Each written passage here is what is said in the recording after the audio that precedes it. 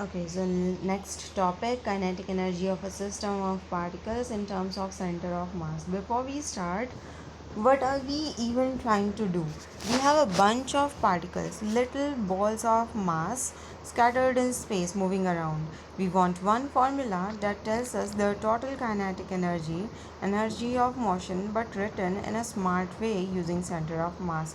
That's the whole goal, nothing more. Let's build it piece by piece. So step 0, let's define our symbols first. No math here, just labels. So 0 or O, 0, origin maybe. A fixed point in space, we measure everything from, like the corner of a room, our origin. Okay, this is O. Mi is the mass of ith particle, just means some particle number I, could be particle 1, particle 2, 3, 4, whatever, etc. Ri is the position of particle I measured from O, origin. The little arrow on top just means this is a vector. It has both size and a direction, like an arrow pointing from O to the particle. Capital R is position of center of mass measured from origin, and capital M, is the total mass of all the particles added together. So m1 plus m2 plus m3, so mi ka summation, that's it. Just labels, nothing to calculate yet. Take a break. Okay, so step 1 is what is center of mass, again in formula form. You already learned this, so just a quick reminder. Center of mass equals miri plus m2r m1r1 plus m2r2 plus m3r3 up to mn upon capital M inverse. Multiply each particle's position by its mass, add all those up, then divide by total mass. It's a weighted average position.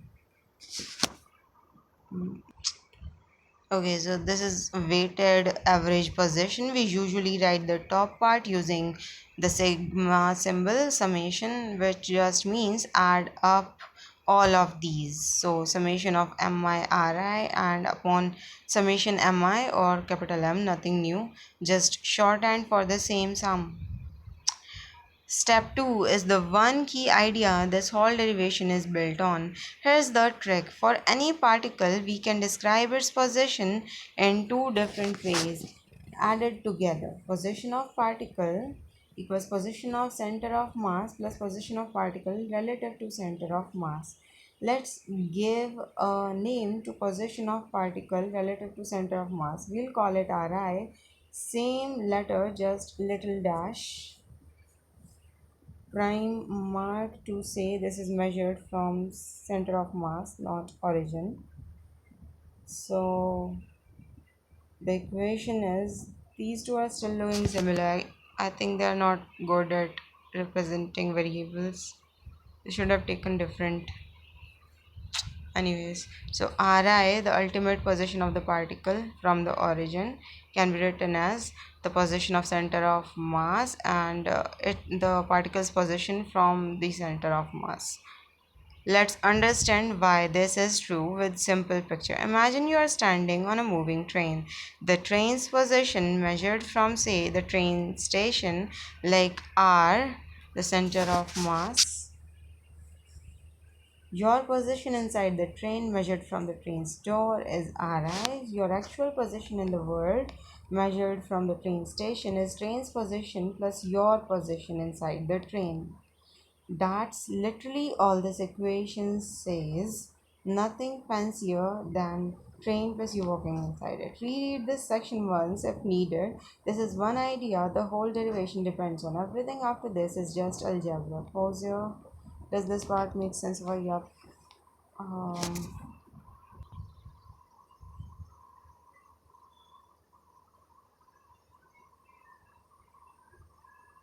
let's continue. We now move from position to velocity. Turning position into velocity. What is velocity in plain words? Velocity. Uh-oh. Okay, so what is velocity in plain words? Velocity equals how fast something's position is changing over time. In maths, how fast something changes over time is written as d by dt, the rate of change, This just means rate of change with respect to time. Don't worry about calculus rules, just think of it as symbol meaning speed of change. We had this equation before. Now here's the rule. We are going to use basic calculus rule, but I'll explain it plainly. If we are going to use basic calculus rule, but I'll explain it plainly. If two things are added together and both are changing over time, the rate of change of sum equals sum of the rates of change of each part. In even plainer words, if your total position equals train's position plus your position inside train, then your total speed is train's speed plus your speed relative to the train. That makes intuitive sense, right? If the train moves 60 kilometers per hour and you walk forward inside it at 2 kilometers per hour, your actual speed relative to the ground is 62 kilometers per hour. That's all we are doing, just applying this idea to our equation. So we apply rate of change to both sides of the equation. Now let's just rename each term because rate of change of position has a name. It's called velocity. So the rate of change of particle's position is the velocity of particle, we'll call it vi, and the rate of change of center of mass's position equals velocity of the center of mass, we'll call it capital V, and the rate of change of particle's velocity relative to center of mass equals velocity of the particle relative to center of mass, we'll call it vi. So our equation becomes vi. Can I use different variables, please? I'm not able to select this equation part anyways. So our equation becomes this, but this vi and this vi here are different. This is relative to center of mass and this is like the overall from origin. In plain words, the actual velocity of the any particle equals velocity of the whole group. What? In plain words, the actual velocity of any particle is the velocity of the whole group, center of mass, plus velocity of that particle moving around within the group. No new metric. I'm not able to understand this part, especially with this equation. How does they relate? Anyways, so no new metric here, literally the same train example, just apply to speed instead of position. Pause here, the step was just take the position equation, apply the rate of change to both sides and rename the terms. Does that make sense? Once you say yes, we'll move to step 4, writing down the kinetic energy formula for the whole system. This is where the real algebra begins, and I'll go term by term very slowly. Okay, so yes. Great, let's move to the real algebra now. I'll go very slowly, one small piece at a time. Step 4 is writing down total kinetic energy. First, what is kinetic energy of one particle? You know this from school. Kinetic energy of one particle is half mv square, where m equals mass and v equals speed. How fast it's moving, just a number, not a vector.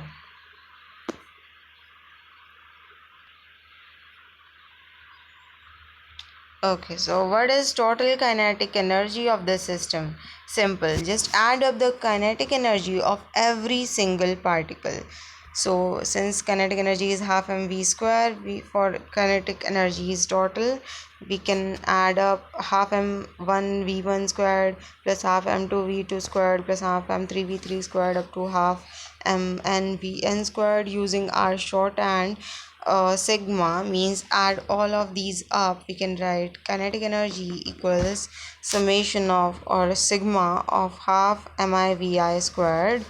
Nothing new, just add up half mv squared for each particle. Simple enough. Step 5, a small but important detour. What does vi squared actually means when vi is a vector? This is a small technical point, but let's not skip it since you asked for 0 skipped steps. Vi is a vector, it has direction, but vi squared, speed squared, is just a number, no direction. So how do we turn a vector into a number? We use something called a dot product.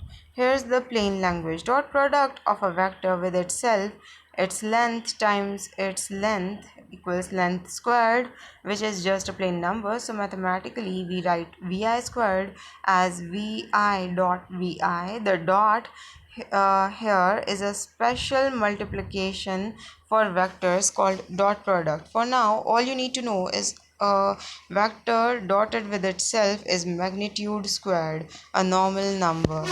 So we can rewrite our kinetic energy formula, but शायद vector वो dot product में cos theta लगता था ना.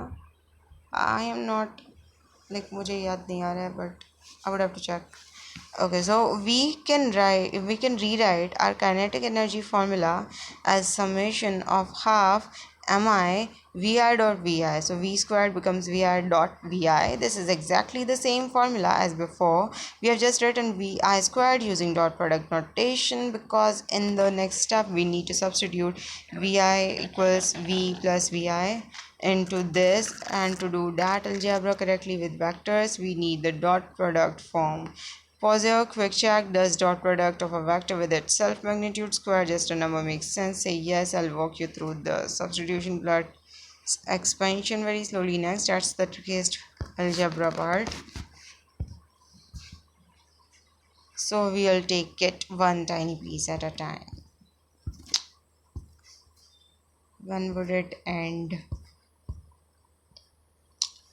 Okay, so now for the trickiest part, substitution and expansion. I'll break it into tiny pieces. Step 6 is substituting Vi equals V plus Vi into kinetic energy formula. So we had this formula. We know that Vi equals this from step 3. So everywhere we see Vi, we replace it with this new, this left hand side part. Since Vi appears twice, we replace it in both pieces. Here you go. That's it for this step. Just a direct swap, nothing calculated yet. Take a moment to see that both copies of Vi got replaced. Step 4 is expanding V plus Vi dot V plus Vi. Good news, dot product expand exactly like normal algebra multiplication. You already know this rule from from school. A plus B का whole square is A square plus 2AB plus B squared. The exact same rule applies here, just with vectors and dot products instead of plain numbers. So V squared plus 2V and Vi plus Vi squared. Let's simplify each of these four pieces one by one. As you can see, so V times V dot V, V dot Vi, Vi dot V and Vi dot Vi, and the addition of all these. So let's simplify each of these four pieces one by one. V dot V equals V dotted with itself magnitude squared, a plain number, the speed of center of mass squared. So, and this V, capital V dot small v is dot product of two different vectors. We'll keep this as is for now, same as above, and this third term is same as above but written in reverse order. Small but important fact about dot products: order doesn't matter. So A dot B is B dot A. Unlike some other vector operations, dot product is commutative. A fancy word for order doesn't matter. So this term is identical to term 2, and small vi dot small vi is Vi dotted with itself is magnitude squared, a plain number again. Since term 2 and term 3 are identical, we can combine them and write it as this 2 times capital V dot small vi. So together they become this. Pause here. This step was just expand this. Remember, order doesn't matter for dot products, and combine the two identical middle term. Does this make sense so far? Once you confirm, we'll plug this back into the KE formula and split it into 3 separate sums. The next step is where things get satisfying because two terms will actually cancel out. I think next step was the one where I got confused last time. Okay, so now let's plug this back in and simplify the whole Ke formula, plugging the expanded expression back into Ke. From step 6, we were at this. Ke equals half mi, and this we replaced vi and vi with v plus vi and v plus vi. We just found that the bracket equals this, so we simply replace the bracket with this. So here we are, just a direct substitution, nothing calculated yet. Step 9 is distributing half mi into the bracket. Distributing half mi into the bracket, just like normal algebra. If you have mi a plus b plus c, it equals mi a plus mi b plus mi c. We do the exact same thing here, multiply half mi into each of the three terms inside. So half mi v squared plus yes, half mi capital V squared plus half mi 2 capital V dot small vi plus half mi small vi squared. In the middle term, half times 2 equals 1, so those cancel out nicely and we are left with this. Step 10, splitting one big sum into three separate sums. Here's a basic rule about sigma addition, adding things up. If you're adding up a bunch of terms and each term itself is a sum of three pieces, what if you're adding up a bunch of terms and each term itself is a sum of three pieces? You can split it into three separate sums instead. Simple example to build intuition: 2 plus 3 plus 4 plus 5 plus 6 plus 7 can be grouped as 2 plus 4 plus 6.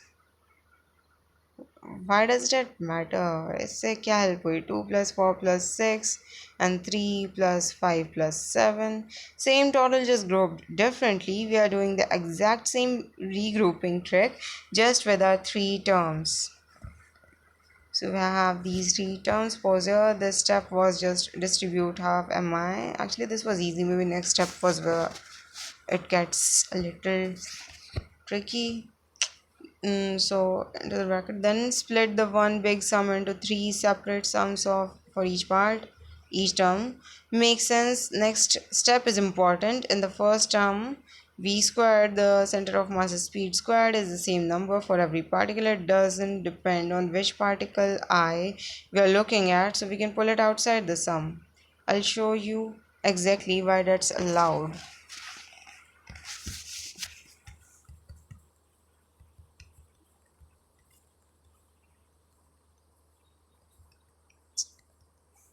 Let's see.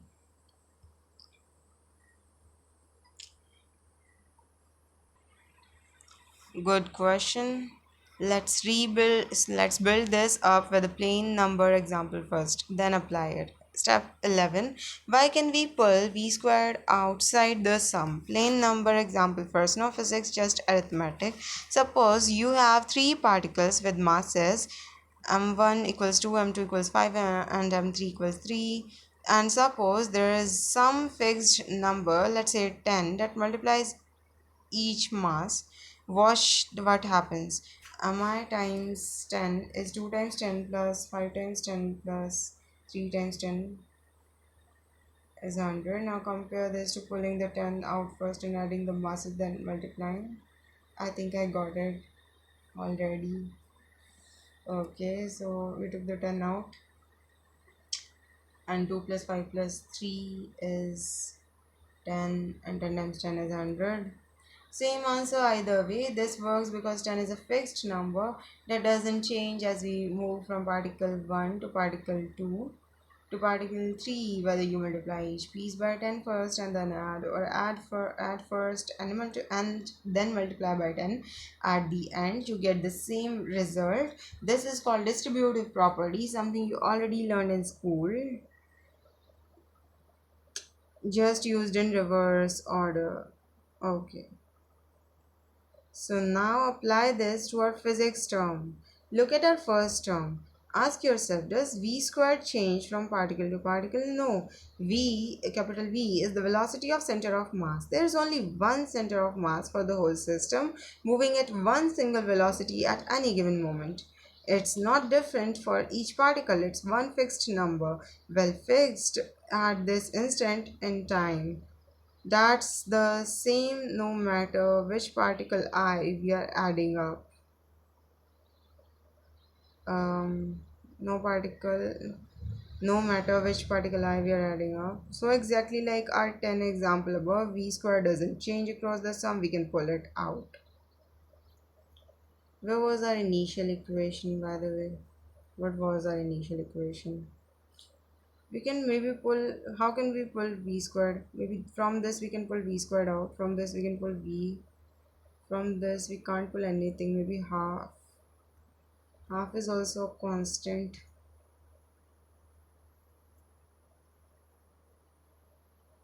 Where were we?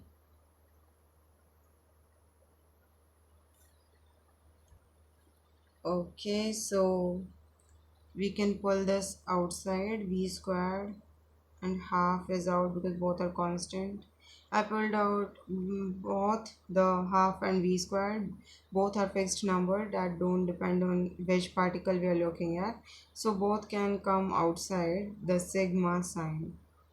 Step 12 is simplifying. So sigma mi, what is sigma mi? It was capital M. It just means add up the mass of every particle, which is by definition the total mass of the whole system. We already know this as this name earlier, capital M. So half miv squared is half times capital M times capital V squared. This is now a clean simple term, half times total mass times center of mass is velocity squared. This should look familiar. It's just normal Ke formula except applied to the whole system, treated as 1 point. Pause here. Does the pulling out fixed number from the sum logic make sense? Using 10 example. Once you confirm, we'll tackle the next term, which is the term that mysteriously vanishes to zero. That's the magic of the whole derivation, and I'll go slowly. Yes, I think it's getting a little too slow, but that's okay. At least everything is clear now, at least to me. Okay, so now for the magic part, the term that vanishes to zero. Let's build it carefully. Build it up carefully. Okay, so step 13. Looking at the middle term, our middle term is mi times capital V dot Vi. First, let's pull V outside the sum. Same logic as before. Ask, does V, the center of mass's velocity, change from particle to particle? No, it's one fixed vector for the whole system at this instant. So just like we pulled V squared outside earlier, we can pull V outside here too. Note that mi stays inside the sum because mass does change from particle to particle.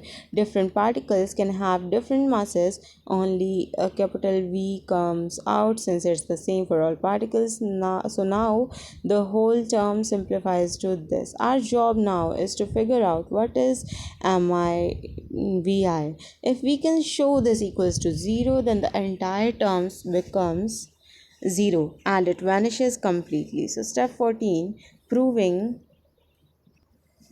summation mi vi equals 0. Proving this is 0. Let's go back to basics. Remember, vi is the velocity of particle I relative to center of mass. How fast it's moving if you were standing right at the center of mass watching it. Similarly, Ri from way back in step 2 is the position of center of mass I relative to center of mass. Here's the key fact we need from the definition of center of mass itself. Remember the center of mass formula. This tells us where the center of mass is measured from our fixed point origin. Now, here's the important question. If instead we measured every particle's position relative to the center of mass itself, not from zero, what would the weighted average position be? I think about it logically. If instead we measured every particle's position relative to center of mass itself, what would the weighted average position be? Weighted average position तो center of mass ही होती है ना. I think maybe the rest is zero. Okay, so think about it logically. Center of mass is defined as the weighted average position. So if you now measure positions starting from center of mass, then the weighted average position of everything measured from center of mass must be zero.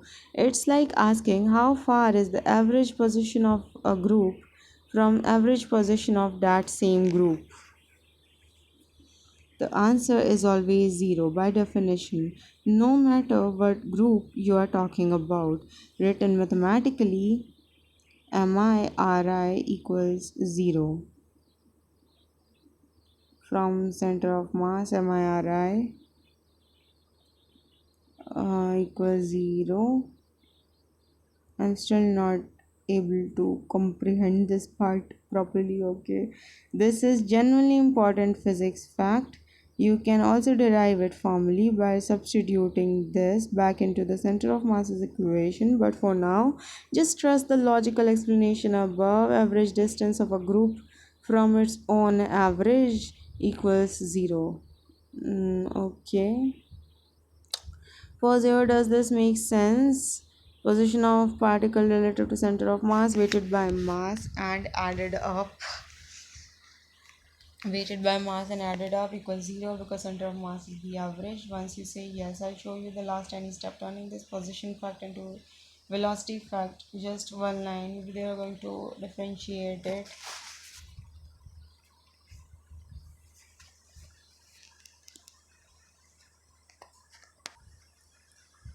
Okay, so one more small step and the magic term disappears completely. Step 15, turning the position fact into velocity fact. We just established this to be true. This equation is true at every single instant of time. It's always zero no matter when you check it. 1 second later, 5 seconds later, doesn't matter, it's always zero. Here's the trick. If something is always exactly zero no matter what time it is, then its rate of change over time must also be zero because it's not changing at all, it's staying zero. Think about it plainly. If a number never changes, it's always 0, 0, 0, then obviously it isn't changing at all, so its rate of change is 0. So we apply rate of change d by dt to both sides of the equation exactly like we did back in the step 3. So right side is easy, rate of change of 0, a constant is 0, left side is mass. Mi doesn't change with time, mass is constant, so the rate of change only applies to Ri, and rate of change of position equals velocity. We established this naming back in this, so we get MIVI equals 0.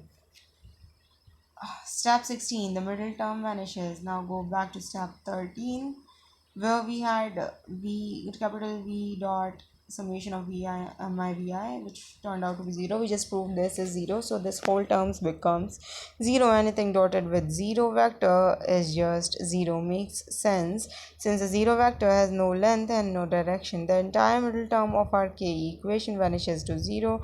This is the magic. It's not really magic, it's just a direct consequence of how center of mass is defined. Okay, so step 17 is putting it all together, the final result. Let's go back to step 10 where we had three separate sums. So this term becomes this half capital M capital V squared. This becomes 0. We are left with the third term. The middle term drops out completely. It's 0, leaving us with this.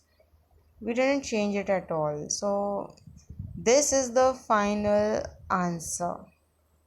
And this looks very clean and simple. What does this mean? And this looks like this is talking about the overall system, and this looks like it is talking about single particle. So, what does this mean in plain English? Total kinetic energy of a system of particle is two separate pieces added together, half capital M capital V squared. The energy from the whole system moving together as one lump, as if all the mass m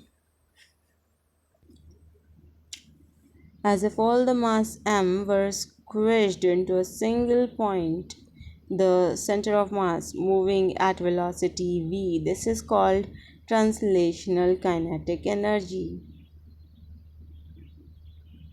Okay, and sigma half MIVI squared, the energy from individual particles moving around relative to center of mass, spinning, vibrating, jostling internally. This is called internal kinetic energy. Simple analogy: a spinning frisbee thrown across a field. Part of its energy is from the frisbee as a whole flying through the air. Translational part of its energy is from frisbee spinning around its own center, internal. Add both together and you get the total kinetic energy. So how do you write this out in exam? Quick recap of the flow. So we were at this state: r equals r capital R plus ri, differentiate to get velocity, write kinetic energy, then substitute this part into like vi, wait, then substitute this part into here, split into three sums, show middle one using middle one equals to 0 using this. Okay, so congratulations, topic 6 done. This directly completes question 2b in unit 1 papers, and paired with the constraints which you already know, you now likely have a full 9 marks.